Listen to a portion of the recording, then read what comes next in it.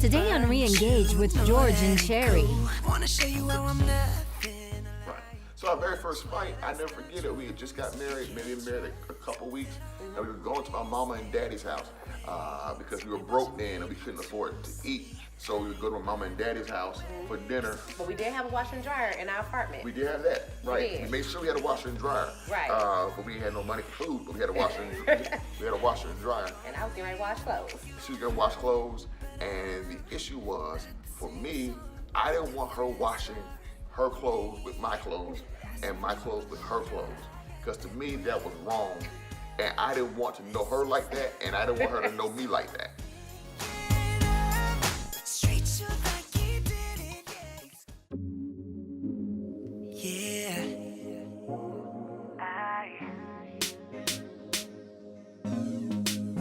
Baby, I know where the last one burned you. Know that ain't cool. Wanna show you how I'm nothing like him. Swear that's the truth. You can't trust that I'll always stand the rain. Tell me what you need to see. I ain't running away. 'Cause I'm right here with you like I need to be. I'm right here. I ain't ever gonna leave. I know you hurt, but I'm not the same song. Different start with me.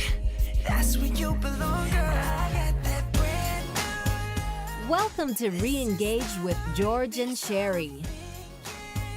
Well, God bless you, friends. Welcome to ReEngaged with George and Cheri. We're so excited to have you tuning in and watching us on today. On today's broadcast, we're going to talk again about this whole idea of walking in agreement.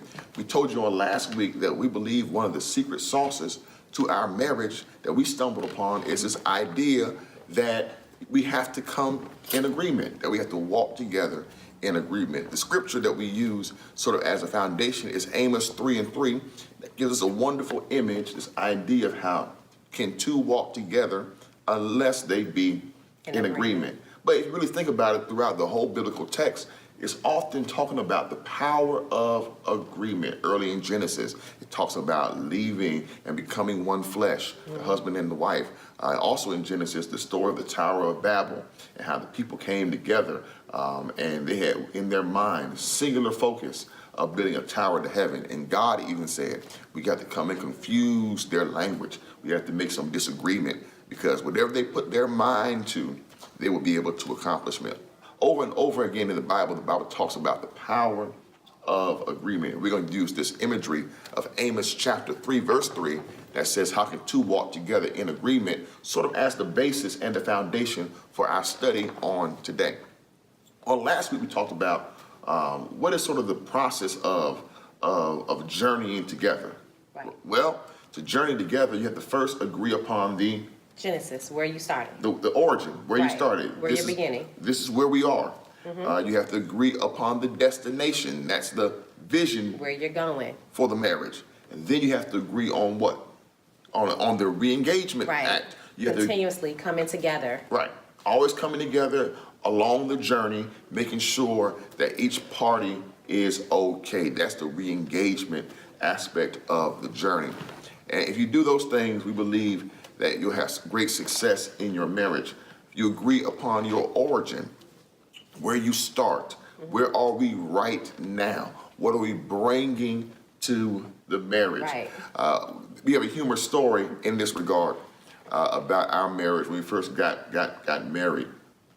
We come from slightly different backgrounds. And so, interesting story, I grew up in a house primarily, and my whole life I always had a washer and dryer in the house. Right. In the basement, usually downstairs. We had a laundry room my whole entire life. So my mother would wash clothes when she felt like it. And when we got to a certain age, she made sure we washed the clothes ourselves. So around age 12, we were learning to separate our clothes and wash our own clothes. If you ain't got no underwear, it ain't her fault, it's your fault because you should have washed your underwear. If your clothes are dirty, it's your fault because you should have washed your clothes. That's how we grew up. My wife grew up. And we lived in a condominium. Right. So we had a laundry room that was, that everyone in the building used. So there was no, we had put quarters in, so there was no, okay, you have 3 or 4 things to put in the washer, and you go downstairs, and that wasn't happening. That's 4 quarters. Then you're drying them, and then that's another 3, 4 quarters. I mean, nobody's spending $1.50 to wash 7 things. That just wasn't happening. So it's gonna be either on Saturday or Friday night, or if you need to, you're gonna have pals, and you're gonna take the basket downstairs, and you're gonna wash everybody's clothes. You have your whites, you have your colors, you have your undergarments, you have your pals, and you put it together. Right. So our very first fight, I never forget it. We had just got married, maybe married a couple weeks, and we were going to my mama and daddy's house because we were broke then and we couldn't afford to eat. So we would go to my mama and daddy's house for dinner. But we did have a washer and dryer in our apartment. We did have that, right? We did. We made sure we had a washer and dryer, right?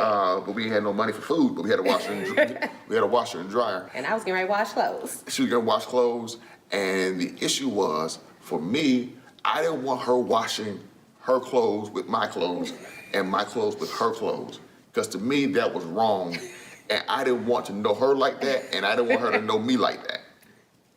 So we were in the car fighting, and here's what she said that tripped me out. We were fighting, and she's in there crying about it, and she made the statement. She said, "Well, that's stupid." She said, "That's stupid." I'm like, "You wash your own clothes, right? And I wash my own and you clothes." Talking, that's nasty. I said, "That's nasty." And that's probably why I started crying. Right. And you were like, "Well, that's stupid." Right. And what I heard was not that the process was stupid. Right. But what I heard was you calling my mama stupid. And what I heard was, before I said that was stupid, was you calling me nasty. Right. Right. But what it really was an issue of tradition, our upbringing, where we're coming from. Right. This is how we are starting. This is what we're bringing to the marriage. Okay. Right. And so you're gonna have to, if you're gonna agree, you have to be honest about where you are as you begin. Right. For another and example, what's gonna work best? Yeah. So another example of that is what's gonna work best. So another example is finances. If somebody in the marriage has a 750 credit score, right, and somebody has a 450 credit score, you all need to know that. Right. I'm not saying it's a deal breaker. No. But you need to know that. Right. Now for us, it wasn't an issue because we were both broke. We ain't had no money nowhere. Right. But again, you need to know that this is an issue. Okay. You need to be honest about where you began. We talked about this somewhere last week. You got to be honest about where you're going. Your vision for the marriage. The vision for the marriage. Yeah. Okay. What is the picture you see? Right. What is the destination? What are you trying to accomplish? Right. And together? a realistic picture. Yeah. Right. A realistic picture. Right. But what are you trying to accomplish? What are you trying to accomplish? What are you trying to do? Because we believe that God gives every marriage a vision. Right. Every marriage has a purpose. So what do you see? What is God calling you to do? Where is God calling you to be? Cheri and I don't know where we got this, but early in our marriage, we got this idea of a vision, what we wanted. We knew. I think our mentors kind of had. We knew we were going to be in ministry together. Right. And so I think our mentors played a big part in modeling that example of ministry couples, because they had children. Right. Even a child with special needs. Right. I mean, So they modeled that. So yeah, this is our vision. This is where we're Right. going. So we got specific. We knew how many kids we wanted to have. Now we didn't know we were going to have all 4 boys, but we knew we wanted to have this number of kids. Right. We knew we wanted to live in the South. Right. Preferably Georgia. We didn't want to leave Georgia. We knew we wanted to have this kind of. We already knew what my calling was to pastor, so we were already walking in that vein. We already knew that my wife. We knew she had some sort of ministry call on her life. Right. That she wanted to work with kids and that kind of thing. We knew a lot. We knew a lot about what God was calling us to do, and that vision has come into focus over the years. But we've always had a picture of where we're going. Right. Yeah. And the cool thing is, when you have a picture of where you're going, when you know the destination, Right. you can go towards the destination. And You can walk towards that destination together, and then God begins to open those doors. And again, this is why unity and agreement is so important, because if you have a vision, Right. and if I have a vision, then we will probably go in separate directions. Right. But if there's a singular vision this is so important. Listen to me, gang. If there's a singular mission and vision for the marriage, Right. you can walk together toward that picture. Right. And your vision for your marriage should kind of encompass your individual vision. It should all work together. It should encompass your goals, Right. your individual goals, your individual aspirations. Right. It should encompass all those things. That's why if God brought you together, Right. that's why God brought you together. He's taking your individual goals and gifts Right. and talents and callings, and my individual goals and gifts and talents and callings for one singular thing Exactly. that He wants to accomplish between you two as husband and wife. That's right. Okay, so there has to be a destination on where we're going. You have to agree upon where we are now, Right. where we're going, and then as we travel towards where we're We going, need to stay in constant agreement. constant agreement, the Re-engagement. re-engagement, always checking in with one another Right. to see if we're still traveling together. Are we still journeying together? Right. Do we still see the same things? Right. Do we still believe the same things? Right. Okay, because life has a funny way of adding stress and pressures on you, and if you're not careful, the enemy is slick. He's a roaring lion, Right. seeking whom he may devour. The enemy's always looking to drive a wedge in between a man and a woman, a Right. husband and a wife. So always make sure you're checking in with one another over the process. Well, of you know, marriage. we have a good, we like to be transparent. Right. So one of the situations that happened that I think is important, and it's probably an important story to share, is that, think about it. We had a vision. We knew that you were going to pastor. Right. So think about back when we delivered Q, Yeah. where I was working at Clark Atlanta. I was actually on a track to becoming like an associate dean there. We had Q. Then all Q of is us- our oldest son. Q, I'm sorry, Q, George the Fourth. He's our 10-year-old. He's our oldest. Right. So when we say we have 4, so 4 small children. He's the oldest. Right. And so you were actually in the process of possibly having 2 decisions to make, whether you were going to go to Macon. Well, yeah. I had pastored You had pastored? I had pastored for a couple of years. Right. And this is a great story, actually. You're Yeah. right. I had pastored for a couple of years, and I had my oldest son, and I was sort of trying to figure out my next move ministry-wise, and I had a couple options on the table. And one of those options would have come to Augusta, to a context. Right. And I ended up being in the context. We had agreed upon a certain time frame of about 2 years, and I ended up being in that context. All things worked together for the Right. good. For longer than we thought what was going to happen. And even before that, though, we had to come together in a re-engagement, because here again, we had that struggle. You were traveling 2.5 hours every day. Well, yeah. So There and coming back. Well, here's what happened. Full story. What happened Right. was, I bought a house in May. Our oldest son is born in June. Right. By September, I'm working 2 hours away from where I just bought the house. So for 2 years, I commuted back and forth from my house to the last church I worked at, and was there a long time. And then eventually we had another son. Right. And then eventually we had, I just Make a decision. Get a nanny. Do I come home? Yeah. We had to- And so she had to leave her job and all that kind of stuff, and that was a process. And move to Augusta. Yeah, and that was a period where we had to check in with one another and make sure, because you gave up a lot to really to move to Augusta. Right. And so But he also knew, even though, here again, we had another child, so we could definitely use the money. But at that time, I wanted to come home and be with my children. Right. So we had to make sure that we came together and we agreed that what was going to be best, for our family. Right. You traveling, coming home late at night. I'm coming home late at night. We tired. So we weren't able to have, the conversation or the relationship that we wanted to have. Right.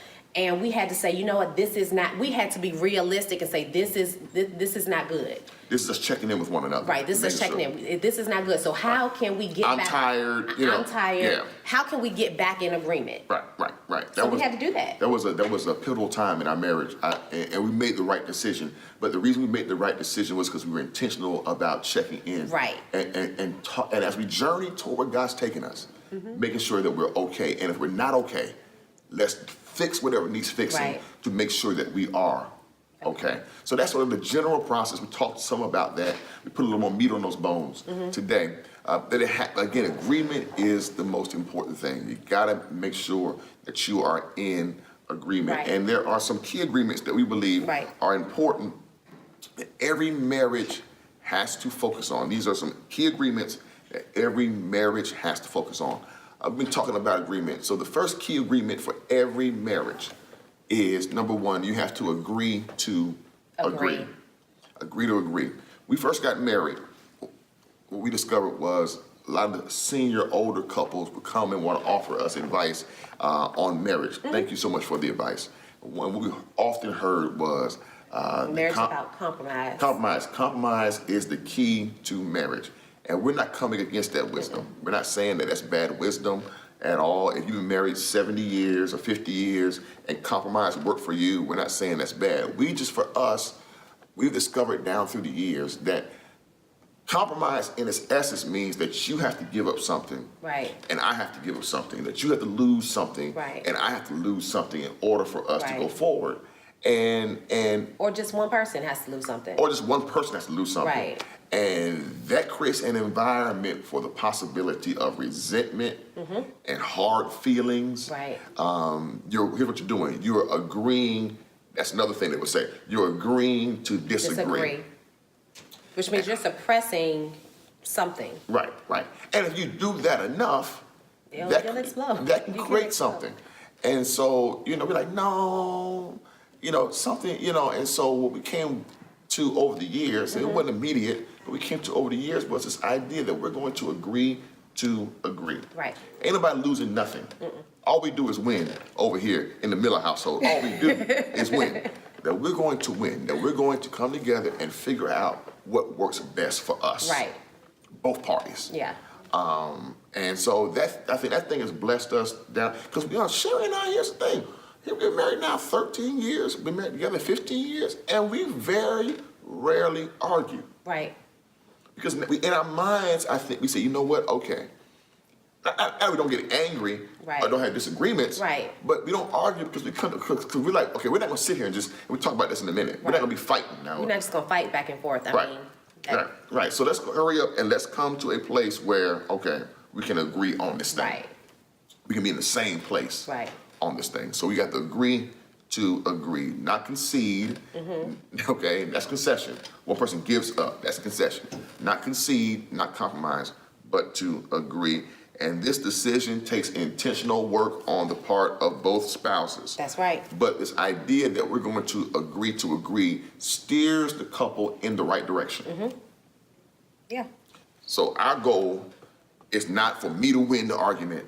Her goal is not for her to win. Right. But the goal is for us to come to a place of agreement. Right.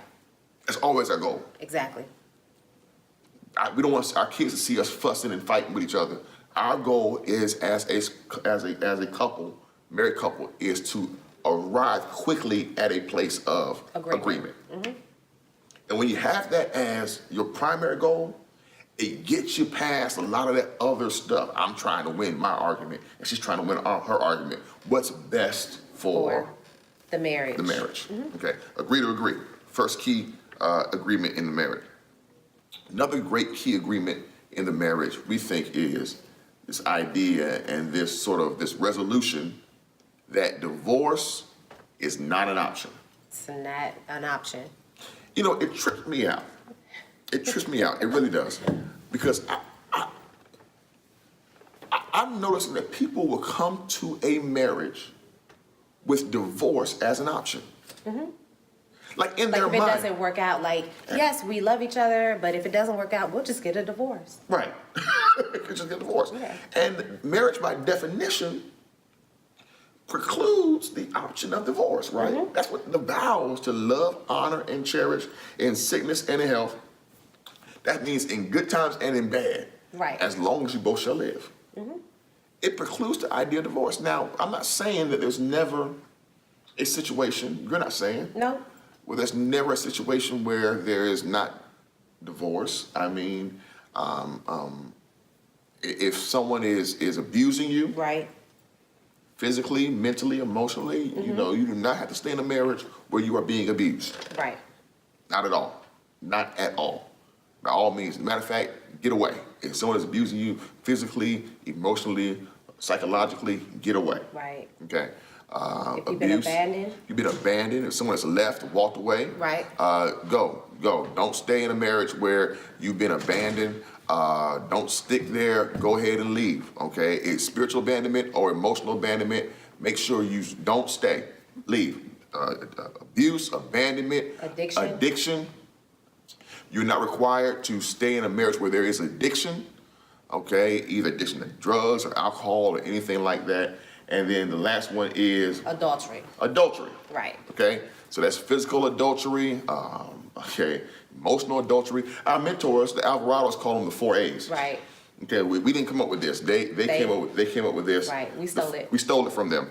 We gave y'all credit the first time. That's right, we gave y'all credit. We're not giving you credit the next time, okay? The 4 A's, abuse, abandonment, addiction, and adultery. Right. Okay?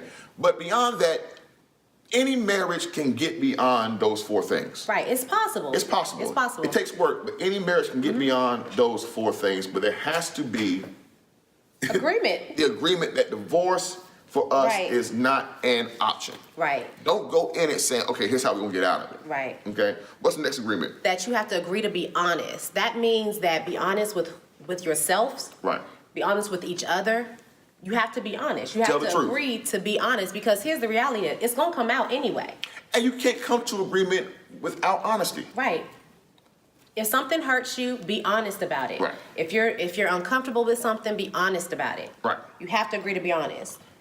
The next thing is, we agree that we're going to be happy. The next key agreement is you gotta agree That you're going to be happy. we're gonna be happy. Say it again. You have to agree to be happy, that you're going to be happy. There's a phrase, I can do bad all by myself. Right. So if you're going to be in a marriage, then you might as well be happy in a marriage. Right. I mean, you know. Again, going back, I don't understand all this fussing and fighting people do. All this, golf clubs and baseball bats and keying folks' cars. But break up to make up. Break up to make up.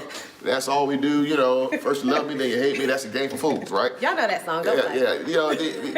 We don't understand that. You can do bad all by yourself. We didn't get married to fight. Right. And we very rarely ever fight. Right. We do again.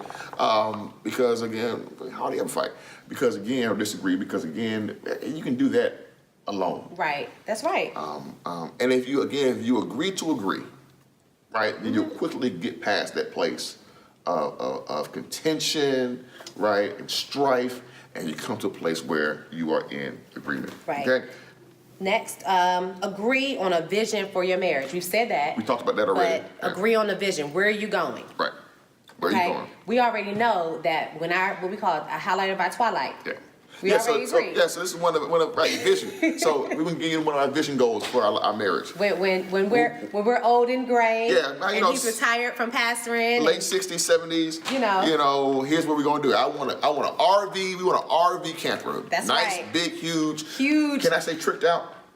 Tricked out is fine. Okay, can I say that? Okay. Y'all let us know. Y'all email us at info. If you're offended by me saying tricked out, then fine. Right. But it's what we want. We want a tricked out RV camper. Yeah. Right? And we want to just travel around the country and go to our boys' house, wherever they're living, and not even tell them we're coming. We're going to pull into the driveway. Right. We don't need a room. And we'll be like, hey, son, don't worry about it. Mom and dad out here in the driveway, in our camper. We don't need a room. We're good. Good seeing you. Right. Then we go to the next one, because we have 4, so we're going to be driving. All over. We're going to be everywhere. That's part of our vision. Right. And we've had that one for a long time. And we're going to make that thing happen. We got to start saving for that camper. That's right. But you got to agree. After college. Right, after you take the boys to college. Right. But you have to agree on a vision for your marriage. Right. This is important. The next key agreement in a marriage is you have to agree that each spouse will fulfill their God-given purposes and goals. That's right. That's very, very important. One of the things I think often happens, particularly back in the day, a few decades ago, was that Wow, what an amazing teaching on walking together in agreement. If you enjoyed this broadcast, make sure you come back next week, same time, same channel. That's Wednesdays, 8:00 p.m. and watch the conclusion of Walking Together in Agreement. For more information, you can contact us at www.reengaged.tv or send us an email at info@reengaged.tv. Now check out some upcoming engagements. Join Pastor Miller or Lady Cheri for any one of the following ministry engagements. Join Pastor Miller on Sunday, March 11th at 2:30 p.m. at the Mount Pleasant Baptist Church of Thompson, Georgia for the pastoral anniversary of Reverend Rodney Lockett. The address is 1753 Mount Pleasant Road, Thompson, Georgia, 30824. Join Lady Cheri on Sunday, March 11th at 2:30 p.m. at the Harmony Baptist Church of Augusta, Georgia for their Mission Sunday. The address is 928 Hopkins Street, Augusta, Georgia, 30901. Reverend Dr. Woodrow Miller is the pastor.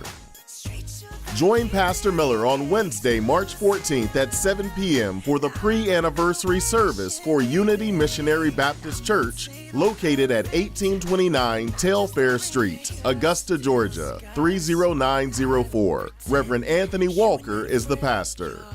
Thursday, March 15th at the Second Mount Baptist Church for their March Revival. The address is 842 Appling Harlem Road, Harlem, Georgia, 30814. Reverend Anthony Martin is the pastor. Sunday, March 18th at 10 a.m., Pastor Miller will be ministering at the Cary Hill Baptist Church for the third pastoral appreciation for Reverend Brandon Dotson. The address is 501 Garrett Road, Edgefield, South Carolina, 29824. On Sunday, March 18th at 2:30 p.m., Pastor Miller will be at the historic First Ebenezer Baptist Church of Hepzibah, Georgia. The address is 2040 Ebenezer Drive, Hepzibah, Georgia, 30815. On Saturday, March 24th at 9 a.m., Pastor Miller will be facilitating a workshop on reaching millennials for the Mount Canaan Association. The address is 78 Nicholson Road, Trenton, South Carolina, 29847. Join Pastor Miller on Thursday, March 29th at 7 p.m. at the Macedonia Church of Grovetown for the final night of their revival. The address is 304 UN Court, Grovetown, Georgia, 30813. Thank you for watching ReEngaged with George and Cheri Miller. To book George or Cheri for your event or worship service, simply call 706-738-1294